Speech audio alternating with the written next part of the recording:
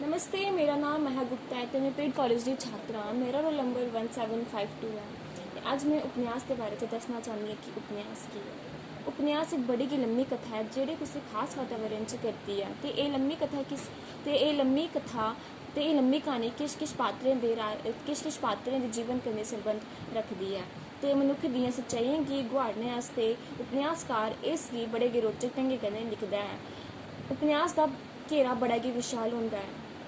उपन्यास का नवा प्रचलित नाम नॉवल भी है। नॉवल एक अंग्रेजी का शब्द है, इसका अर्थ है नवा। डॉक्टर श्याम सुंदर उनका विचार है कि उपन्यास मानव की अपनी सच्चाई प्रचलित कहानी है। उपन्यास के तत्व बड़े गै विशाल न, बड़े गै जरूरी न जेह्ड़े इस कथा च लिखे दे न। उपन्यास का पहला